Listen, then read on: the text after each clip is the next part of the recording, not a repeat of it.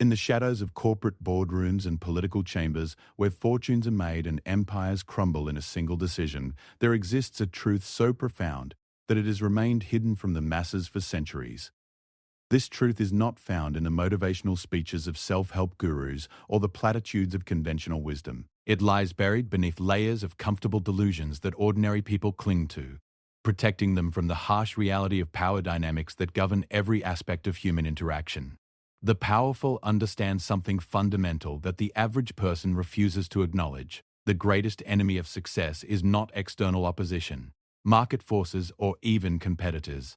The greatest enemy is the weak self that resides within, the collection of fears, hesitations, moral conveniences, and emotional dependencies that prevent an individual from seizing what they desire.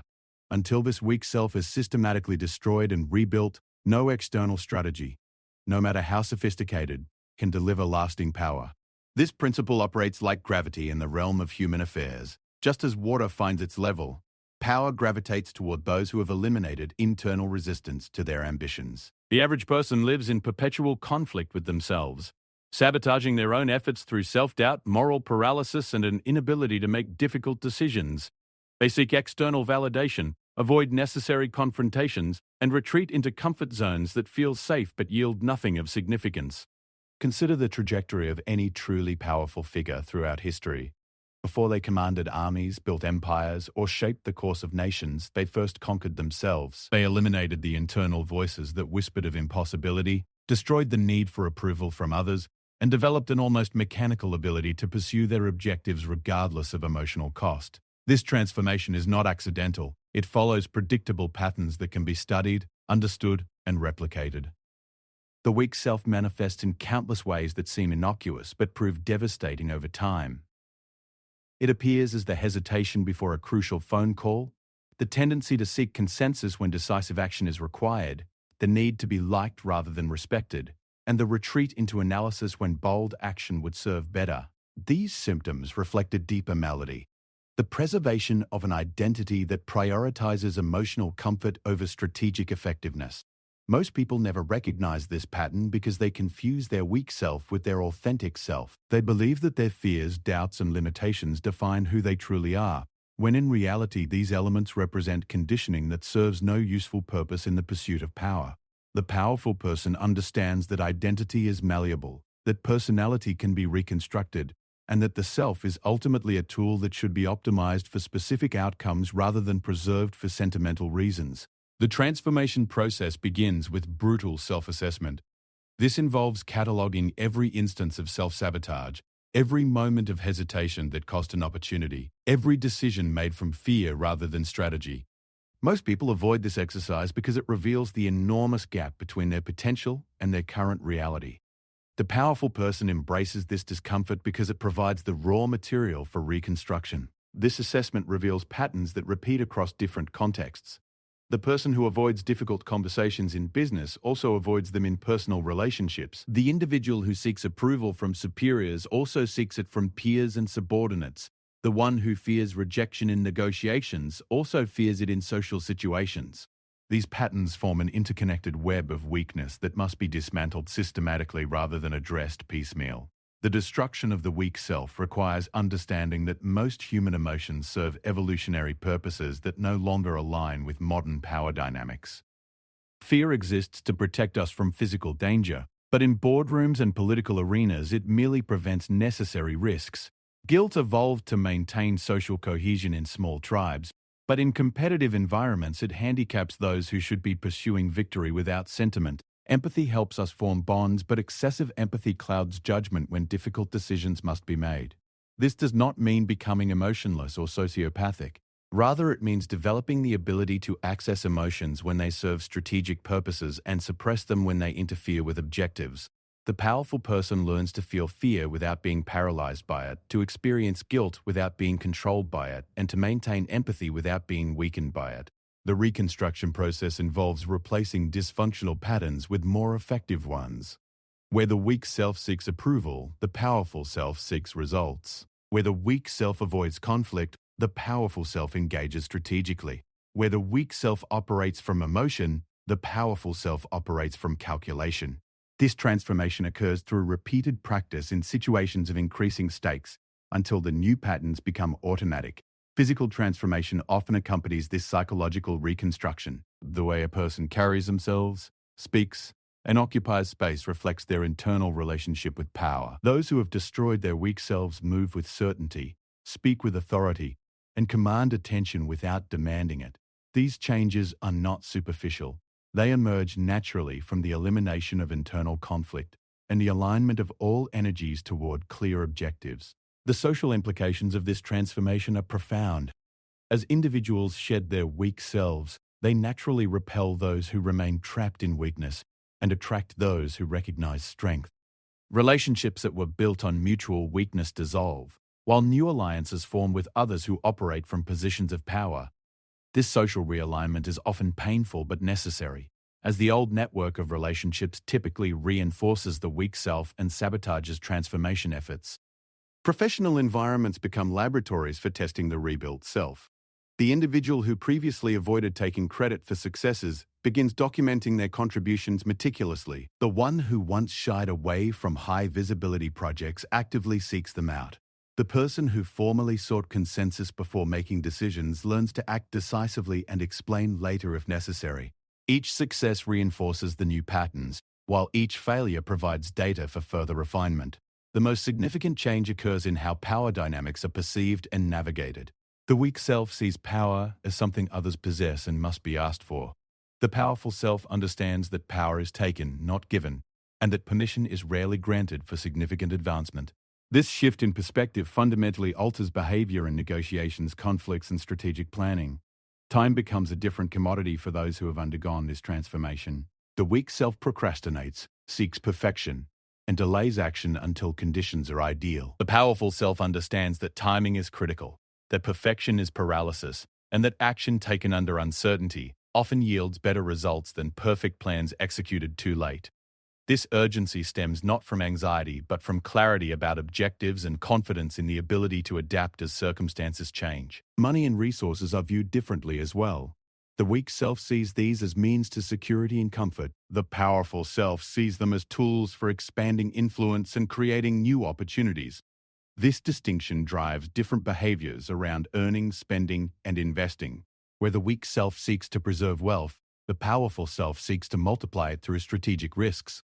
Risk assessment undergoes complete revision during this transformation. The weak self focuses on what could go wrong and seeks to minimize potential losses. The powerful self evaluates the cost of inaction and pursues opportunities where the potential gains justify the risks involved. This shift often leads to decisions that seem reckless to outside observers but prove brilliant in retrospect. The relationship with failure changes dramatically as well. The weak self fears failure because it threatens self-image and invites judgment from others. The powerful self treats failure as data, analyzing what went wrong and adjusting strategies accordingly. This different relationship with failure enables more aggressive pursuit of ambitious goals because the emotional cost of setbacks decreases while the learning value increases. Communication patterns evolve to reflect the new internal reality. The weak self uses tentative language, seeks validation, and avoids direct statements that might create conflict.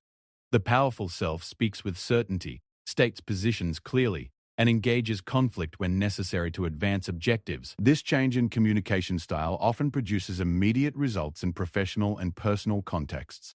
Leadership abilities emerge naturally from this transformation because others recognize the absence of internal conflict and the presence of clear direction. People gravitate toward those who have eliminated self-doubt and replaced it with strategic thinking. This attraction is not based on charisma or personality, but on the fundamental human tendency to follow those who appear to know where they are going. The spiritual and philosophical implications of destroying the weak self are profound but often misunderstood. This process is not about becoming ruthless or abandoning moral principles. It is about aligning one's entire being with chosen values and objectives, rather than being pulled in different directions by conflicting impulses. The result is a kind of integrity that the weak self cannot achieve because it operates from too many competing priorities. This transformation creates a compound effect where early successes generate momentum for greater achievements. The person who has eliminated self-sabotage finds that opportunities multiply because others recognize their reliability and effectiveness. Doors that were previously closed begin to open because gatekeepers prefer to work with individuals who execute consistently rather than those who require constant encouragement and oversight. Part 2. The sacred practices of power. The 10 rituals that separate the powerful from the average are not mystical ceremonies or ancient secrets hidden in forgotten texts. They are systematic practices that reshape consciousness, behavior, and social positioning through deliberate repetition. Each ritual addresses a specific aspect of the weak self while building corresponding strengths that compound over time. These practices have been refined through centuries of application by those who understood that power is not a destination but a discipline. The first ritual involves the complete elimination of explanatory behavior. Average people live in constant justification mode, explaining their actions, decisions, and even their existence to others. This compulsive need to explain stems from deep insecurity and a subconscious belief that their choices require external validation. The powerful person understands that explanation diminishes authority and invites challenge where none should exist. Implementing this ritual requires recognizing every instance where justification occurs unnecessarily. The executive who explains why they made a particular decision to subordinates when the decision has already been made is weakening their position. The entrepreneur who over-explains their business model to investors is revealing uncertainty about their own strategy. The individual who justifies their personal choices to friends and family is surrendering autonomy to those who have no right to it. The practice begins with simple exercises in daily interactions. When ordering food at a restaurant, state the preference without explaining why. When declining social invitations, offer no elaborate reasons. When making routine decisions at work, implement them without soliciting approval from those whose input is not essential. These small actions build the psychological muscle memory needed for more significant applications. Advanced practitioners of this ritual learn to distinguish between strategic communication and unnecessary explanation. Sometimes providing context serves a purpose, educating team members, building consensus for complex initiatives, or laying groundwork for future decisions. The key is ensuring that communication serves strategic objectives rather than addressing personal insecurities. When explanation serves the explainer's emotional needs rather than the audience's genuine requirements, it weakens rather than strengthens position. The second ritual focuses on the systematic cultivation of comfortable discomfort. Average people organize their lives around avoiding unpleasant sensations, difficult conversations, and challenging situations. This avoidance creates a comfort zone that gradually shrinks over time, making them increasingly helpless when circumstances require bold action. The powerful person deliberately seeks discomfort as a means of expanding their operational range and building tolerance for high-stress situations. This practice begins with physical challenges that create manageable discomfort. Taking cold showers, exercising beyond normal limits, or maintaining uncomfortable positions for extended periods builds the neural pathways associated with persisting through adversity. The goal is not masochism, but developing the ability to function effectively while experiencing physical or emotional discomfort. The ritual extends into social and professional situations that generate anxiety or uncertainty. Initiating conversations with intimidating individuals, asking for things that seem beyond reasonable expectation, or taking positions that invite criticism all serve to expand comfort zones. Each successful navigation of discomfort increases confidence and demonstrates that most feared outcomes are either unlikely or manageable. Advanced applications involve deliberately creating difficult situations to practice navigating them. The executive who schedules challenging conversations rather than avoiding them builds skill at managing conflict. The entrepreneur who pitches to investors who are unlikely to invest gains experience with rejection and objection handling. The individual who takes on responsibilities slightly beyond their current capabilities develops new competencies through necessity.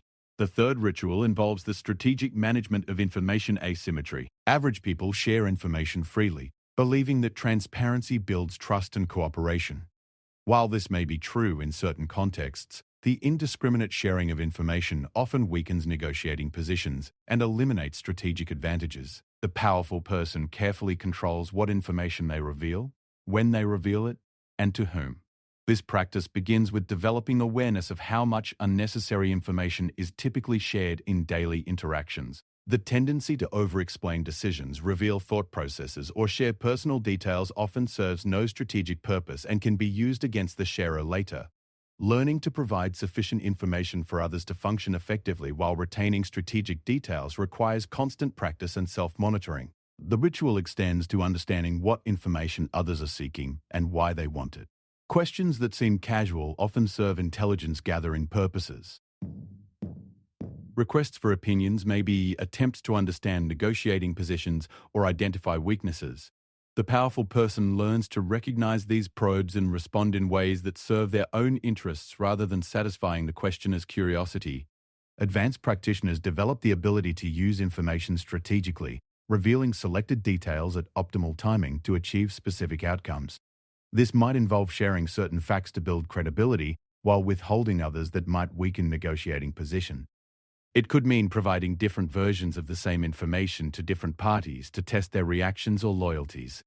The fourth ritual centers on the elimination of permission-seeking behavior. Average people have been conditioned from childhood to seek approval before taking action, and this pattern continues into adulthood in ways that severely limit their effectiveness. They ask for permission to speak in meetings, to pursue opportunities, to make changes in their own lives. The powerful person understands that significant advancement requires taking action without permission and seeking forgiveness rather than approval. Implementing this ritual requires identifying all the ways permission-seeking manifests in daily behavior. This includes obvious examples like asking for approval on decisions within one's authority, but also subtler patterns like seeking validation for opinions, testing ideas extensively before implementation, or waiting for invitations to participate in opportunities. The practice begins with taking small actions that technically require no permission but feel like they do. Speaking first in meetings, making minor decisions without consultation, or pursuing opportunities without explicit encouragement all help build comfort with autonomous action. The goal is developing internal validation systems that replace external approval mechanisms. Advanced applications involve taking significant actions that may provoke resistance but serve long-term objectives. This might mean restructuring work responsibilities without formal authorization, pursuing business opportunities that others might disapprove of, or making personal changes that upset established social dynamics. The key is ensuring that actions serve strategic purposes rather than mere rebellion. The fifth ritual involves the disciplined practice of emotional opacity. Average people wear their emotions openly, believing this demonstrates authenticity and builds connections with others. While emotional expression has its place, the indiscriminate display of feelings often provides opponents with valuable information about vulnerabilities, trigger points, and decision-making processes. The powerful person learns to control emotional expression strategically. This practice begins with developing awareness of how emotions are currently displayed and what information this reveals to observers. Anger might indicate what matters most deeply. Fear might reveal insecurities, and enthusiasm might telegraph future plans. Learning to recognize these patterns in oneself is essential before attempting to manage them. The ritual progresses through exercises in emotional regulation during increasingly challenging situations. This might involve maintaining composure during criticism, appearing calm under pressure, or hiding disappointment when setbacks occur. The goal is not emotional suppression, but strategic expression, showing emotions when they serve purposes and concealing them when they would weaken position. Advanced practitioners learn to use emotional display as a tool for influencing others, showing carefully calibrated anger to emphasize the importance of an issue, displaying enthusiasm to build support for initiatives, or revealing vulnerability to build trust when appropriate, all represent sophisticated applications of emotional intelligence. The sixth ritual focuses on the systematic development of independent judgment. Average people defer to experts, follow conventional wisdom, and seek consensus before making important decisions. While expertise and different perspectives have value, excessive deference to others' opinions often prevents the independent thinking necessary for breakthrough results.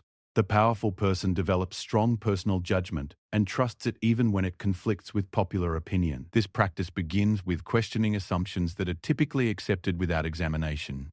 Why are certain approaches considered best practices? What evidence supports conventional wisdom in specific areas?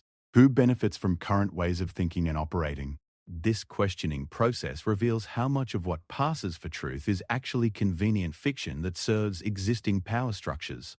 The ritual progresses through making decisions based on personal analysis rather than expert recommendations in situations where the stakes are manageable. This might involve investment choices, career decisions, or strategic planning where personal judgment can be tested against outcomes without catastrophic consequences if the judgment proves incorrect.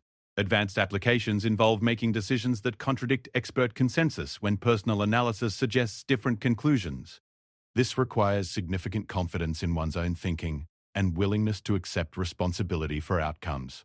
The goal is developing judgment that proves superior to conventional wisdom often enough to justify the independence. The seventh ritual involves the cultivation of strategic patience combined with tactical urgency. Average people either act impulsively on immediate desires or procrastinate indefinitely on important decisions. Both patterns prevent optimal timing, which often determines the difference between success and failure. The powerful person learns to delay gratification when necessary while acting quickly when opportunities arise. This practice begins with distinguishing between strategic objectives that require long-term thinking and tactical situations that demand immediate action. Building a business empire might require decades of patient development, while seizing a specific market opportunity might require rapid execution. Learning to operate on different timescales simultaneously is essential for sustained success. The ritual progresses through deliberately delayed gratification in situations where immediate satisfaction is possible, but longer-term benefits justify waiting. This might involve reinvesting profits instead of spending them, continuing education instead of pursuing immediate advancement, or building relationships instead of seeking immediate benefits from them. Advanced applications involve recognizing optimal timing for major initiatives and having the discipline to wait for ideal conditions while being ready to act decisively when they arise. This requires continuous preparation combined with strategic patience, maintaining readiness while avoiding premature action. The eighth ritual centers on the systematic elimination of energy leaks. Average people dissipate their energy across multiple directions, pursuing too many objectives simultaneously and maintaining relationships that drain rather than energize them. The powerful person audits their energy allocation regularly and eliminates activities, relationships, and commitments that fail to serve strategic purposes. This practice begins with tracking how time and energy are currently allocated across different activities and relationships. This audit often reveals surprising patterns. How much energy goes into activities that provide no meaningful return, relationships that consistently take more than they give, and commitments that were made for reasons that no longer apply. The ritual progresses through systematically eliminating or reducing energy drains that can be controlled. This might involve ending unproductive relationships, declining unnecessary commitments, or streamlining routines to eliminate wasted effort. The goal is creating more energy for activities that generate meaningful returns. Advanced applications involve restructuring entire lifestyles around energy optimization. This might mean relocating to be closer to important activities, changing social circles to include more energizing relationships, or redesigning work processes to eliminate administrative overhead that provides no value. The ninth ritual involves the disciplined practice of outcome independence. Average people become emotionally attached to specific results and suffer when reality fails to match expectations. This attachment often leads to poor decision-making, as emotions override logic when outcomes appear threatened. The powerful person learns to prefer certain outcomes while remaining emotionally detached from whether they occur. This practice begins with recognizing how attachment to specific outcomes currently affects decision-making. The entrepreneur who becomes too attached to a particular business model may persist with a failing approach too long. The executive who becomes invested in a specific promotion may make poor career decisions when that opportunity disappears. The ritual progresses through deliberately taking actions where outcomes matter but cannot be controlled completely. This might involve making investments where returns are uncertain, pursuing relationships where reciprocation is not guaranteed, or starting projects where success depends on factors beyond one's control. The goal is building comfort with uncertainty and attachment to process rather than results. Advanced applications involve pursuing highly ambitious objectives while maintaining emotional equilibrium regardless of outcomes. This enables taking appropriate risks without being paralyzed by fear of failure or corrupted by excessive attachment to success. The 10th and final ritual involves the continuous expansion of personal leverage. Average people trade time for money and operate within systems created by others. The powerful person systematically builds multiple forms of leverage: financial, intellectual, technological, and social, that compound over time to create exponential rather than linear returns on effort.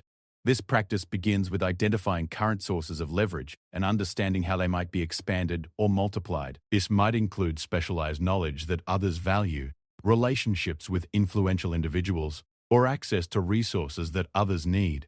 The goal is maximizing the impact of personal efforts through strategic positioning. The ritual progresses through systematically building new forms of leverage while maintaining existing ones.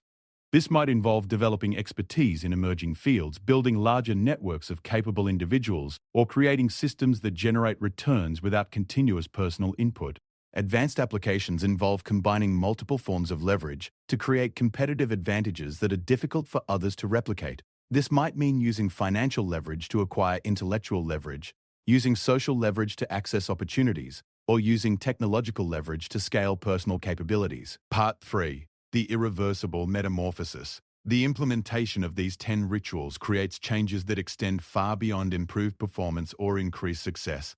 They fundamentally alter the practitioner's relationship with reality itself, creating a permanent shift in how power dynamics are perceived, engaged, and leveraged. This transformation is irreversible not because it cannot be undone, but because the expanded awareness and capabilities it provides make returning to previous limitations psychologically impossible.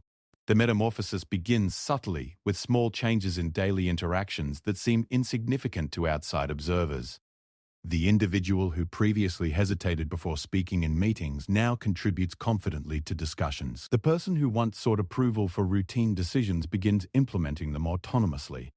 These behavioral shifts reflect underlying psychological changes that are gathering momentum beneath the surface of conscious awareness. As the rituals become habitual, they begin to reinforce each other in ways that create exponential rather than linear progress.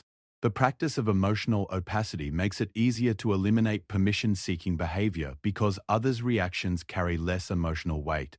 The cultivation of independent judgment supports the strategic management of information because personal analysis is trusted over external opinions. The elimination of energy leaks creates more resources for expanding personal leverage. This compounding effect accelerates the transformation process and makes it increasingly difficult to return to previous patterns even if desired. The person who has experienced the power that comes from operating without internal conflict finds it almost impossible to tolerate the self-sabotage that previously seemed normal. The individual who has tasted the freedom that comes from outcome independence cannot easily return to the anxiety that accompanies attachment to specific results. The social implications of this transformation become apparent as relationships reorganize around the new power dynamics. Some individuals who were previously close begin to create distance because the transformed person no longer fits their expectations or serves their psychological needs. Others who were previously unavailable begin seeking connection because they recognize kindred energy or useful capabilities. These social changes can be challenging to navigate because they often involve losing relationships that were comfortable, even if they were ultimately limiting. The colleague who previously bonded over shared complaints about management may become distant when one party stops engaging in that behavior.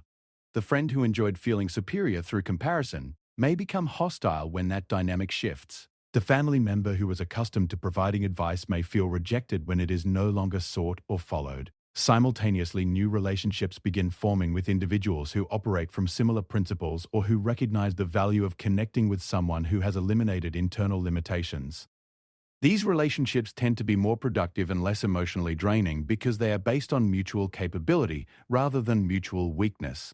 They often involve collaboration on projects, business ventures, or other activities that create value rather than merely providing emotional support. Professional environments become laboratories for testing and refining the new capabilities. The individual who has eliminated permission-seeking behavior begins taking on responsibilities that were previously beyond their formal authority. The person who has cultivated outcome independence pursues ambitious projects without being paralyzed by the possibility of failure. The one who has learned to manage information strategically gains advantages in negotiations and competitive situations. These professional applications often produce rapid advancement because organizations value individuals who can operate effectively without extensive supervision or emotional support. The ability to make decisions autonomously, manage conflict constructively, and persist through setbacks makes such individuals valuable in leadership roles and high-pressure situations. However, the transformation also creates challenges in environments that reward conformity over capability. Traditional corporate structures may resist individuals who operate too independently or who challenge established hierarchies through their actions rather than their rhetoric. Academic institutions may be uncomfortable with those who question conventional wisdom too aggressively. Social organizations may exclude those who refuse to participate in traditional status games.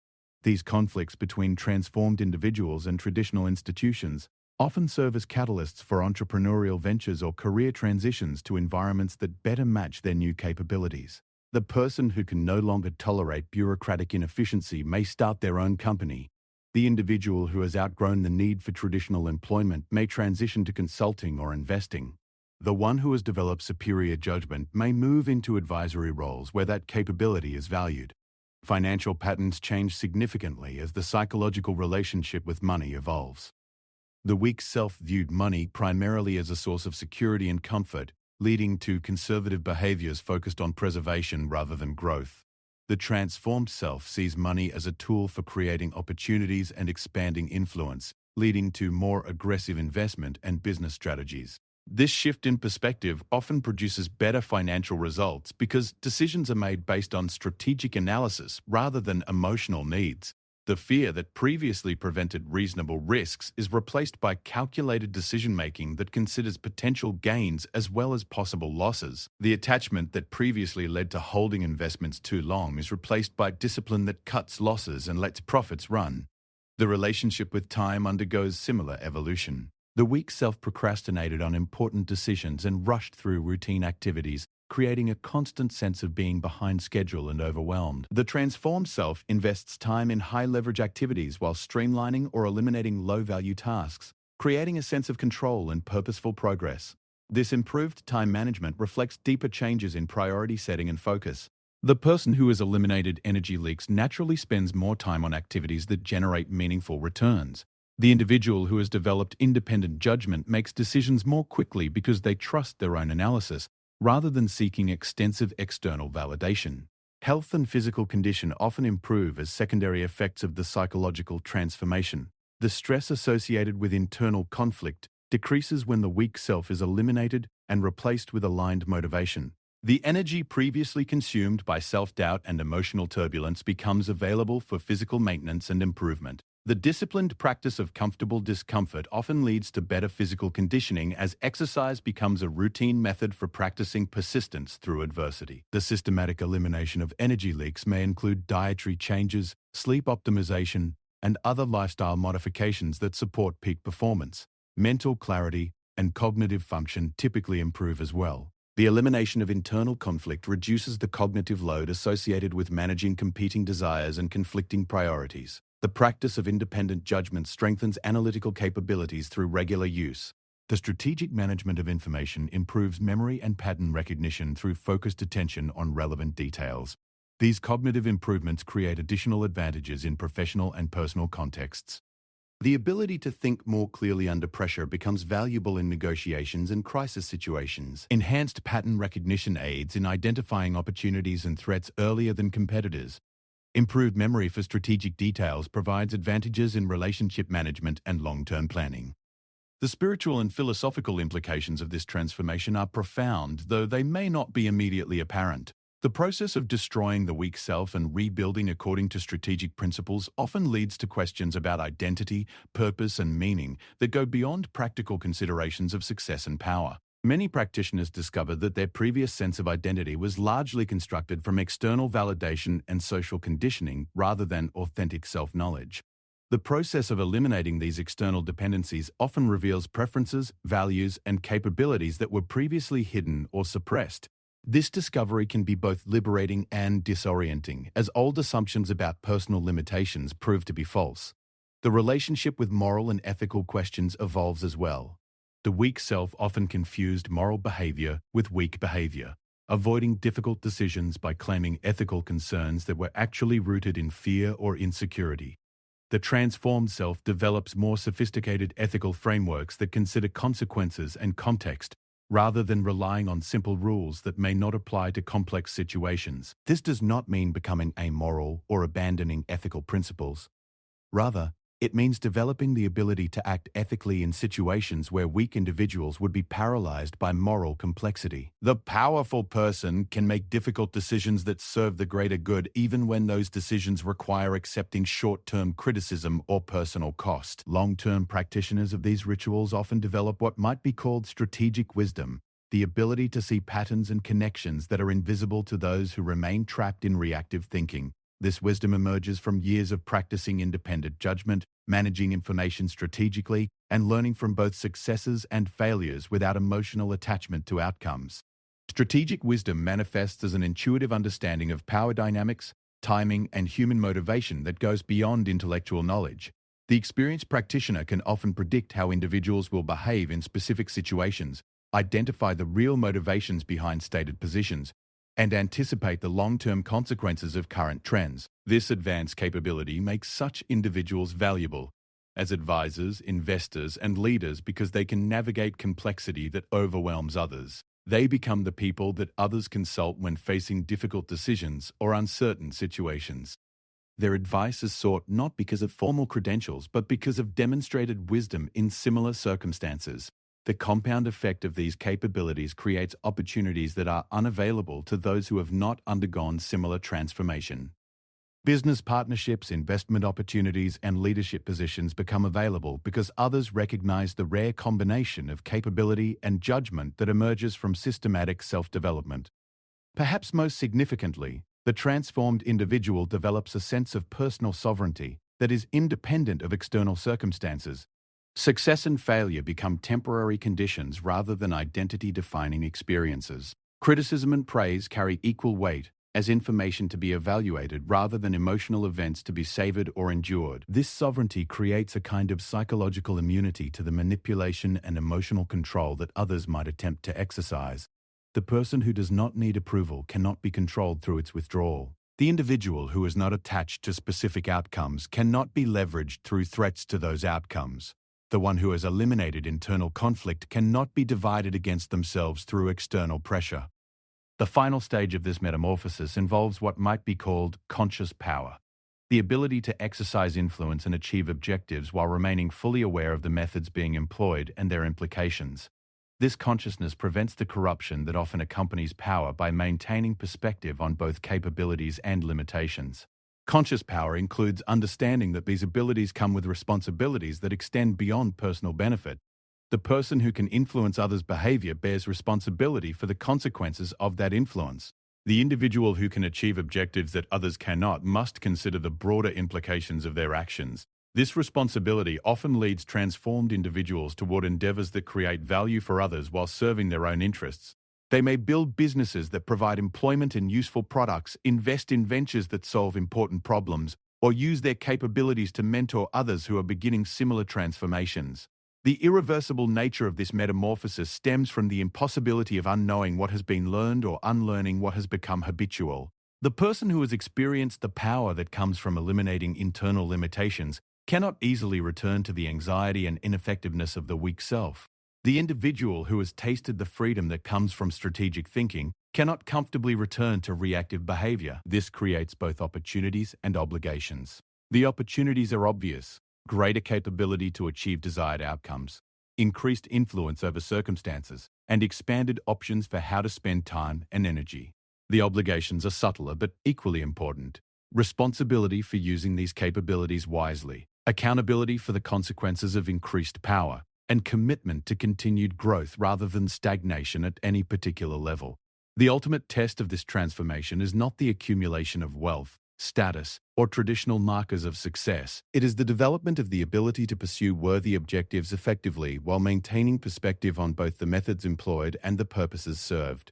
The truly powerful person is one who has destroyed their weak self so completely that others can never use that weakness against them, while building capabilities so systematically that they can achieve objectives that seemed impossible to their former selves. This transformation separates not just the powerful from the average, but the consciously powerful from the accidentally powerful, the sustainably successful from the temporarily advantaged, and the genuinely influential from the merely prominent. It represents the difference between having power and being power, between possessing capabilities that can be lost and becoming someone who generates power naturally through their way of being in the world. The 10 rituals provide a systematic path toward this metamorphosis, but the destination is not a final achievement, but rather an ongoing process of growth and refinement. The powerful person never stops practicing these disciplines because they understand that power, like physical fitness, requires continuous maintenance and development. The moment one becomes complacent about these practices is the moment that the weak self begins to reassert itself and undermine everything that has been built. Thus, the man who destroys his weak self can never be destroyed by others, not because he becomes invulnerable to external forces, but because he eliminates the internal weaknesses through which external forces gain leverage over him. He becomes someone who generates power rather than merely accumulating it, who influences events rather than merely reacting to them, and who shapes reality rather than merely adapting to it. This is the ultimate separation between the powerful and the average, not what they have, but who they have become.